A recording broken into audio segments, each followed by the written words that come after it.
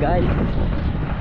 ඉතින් මේ අපදාම තත්ත්වේ අපි හිතනවා අර හැමෝම පරිස්සමෙන් ඉන්නවා කියලා.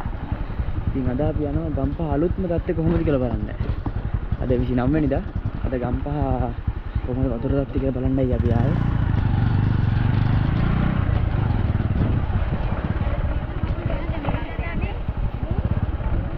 වාන් 10.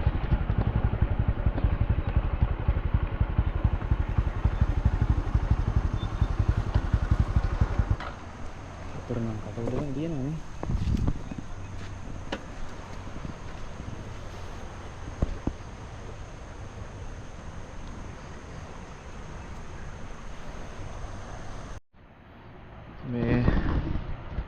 මේ තියෙන්නේ මේ කොහෙද? කම්මිට වාන් 10 ඉතින් මේ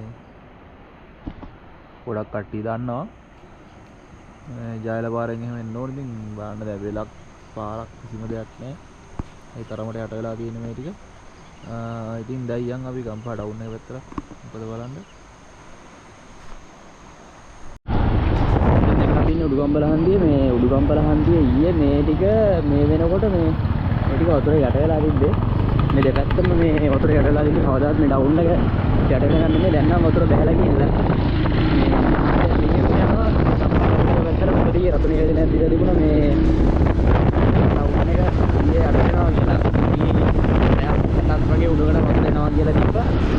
අපි දැන් එනවා.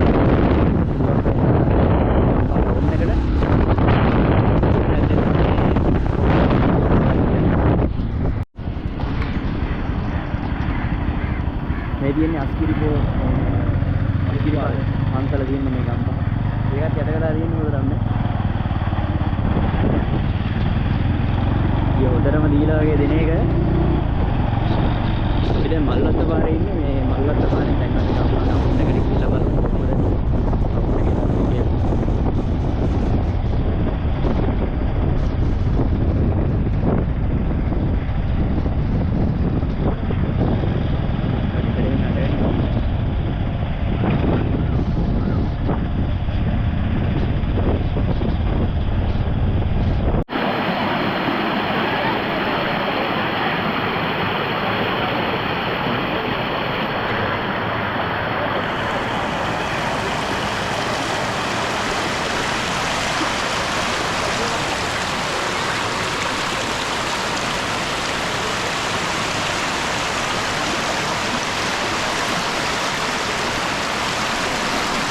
මොහොමයි ඉතින් ගම්පහ ගම් වතුර තත්ත්වය. හොඳටම වැඩි.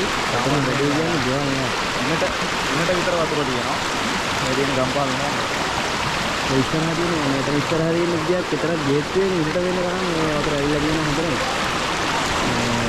මෙහාට හොඳට යට වෙලා තියෙනවා.